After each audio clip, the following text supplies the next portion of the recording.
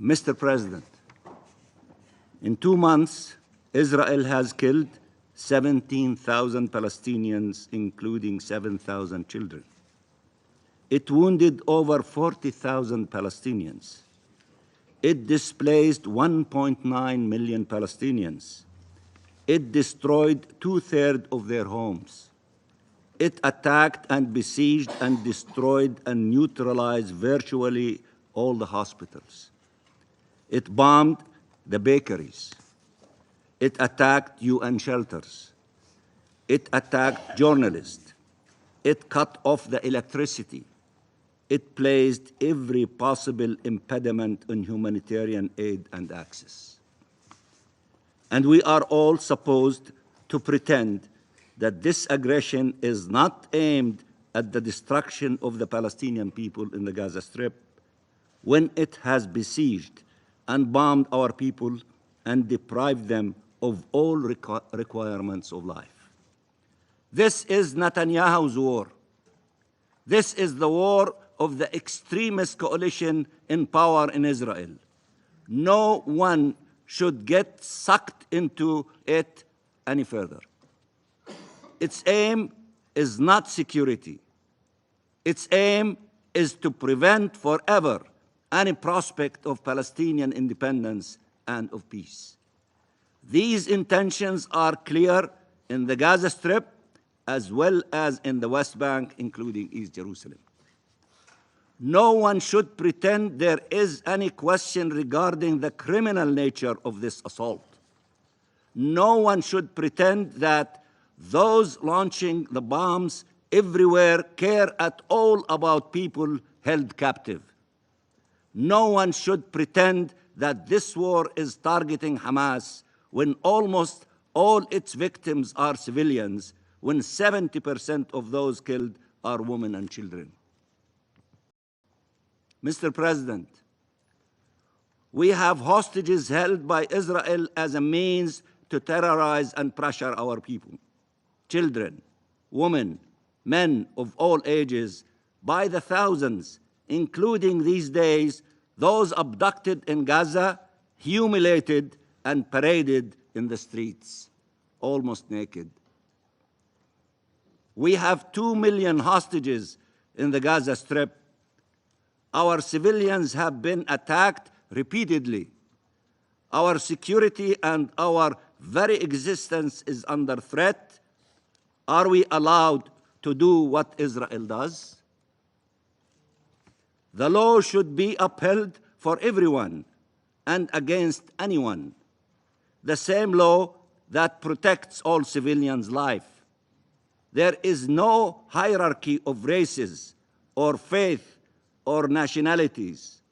No one should take example from the horrors of the Second World War to justify horrors today against the Palestinian people.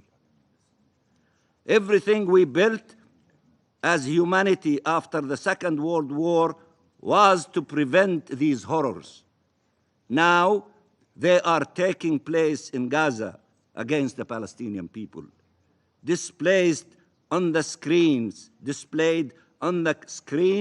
of the entire world, and the war criminals conducting it have no shame, and instead of being blamed, are blaming everyone else, attacking everyone.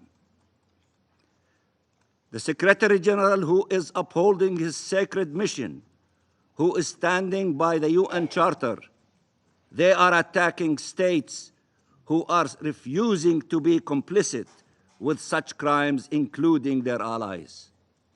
They are attacking UN officials, the UN agencies, and humanitarian and human rights organizations performing their duty in the most impossible of circumstances.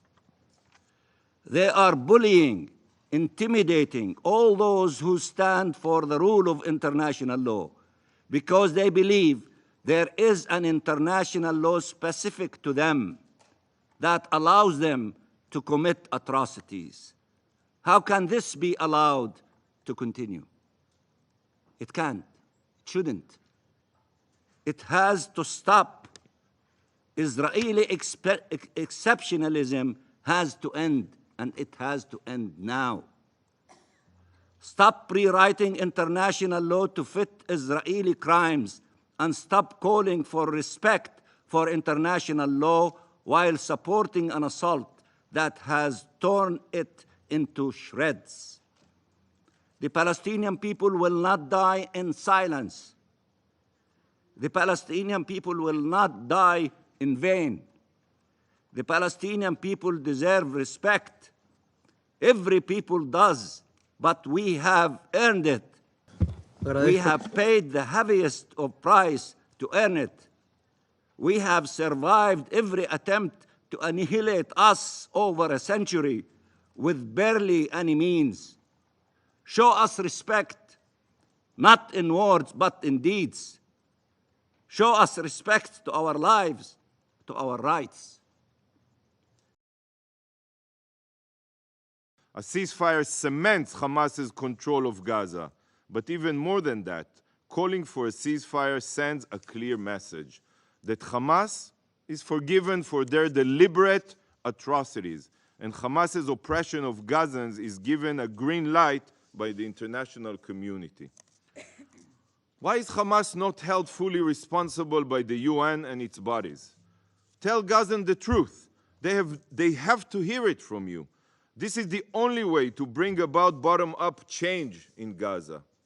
Dear colleagues, how can it be that those who are now calling for a ceasefire are not demanding that Hamas immediately stop all terror activities? Why is it only now that you have woken up and not when Hamas caused the previous pause to collapse?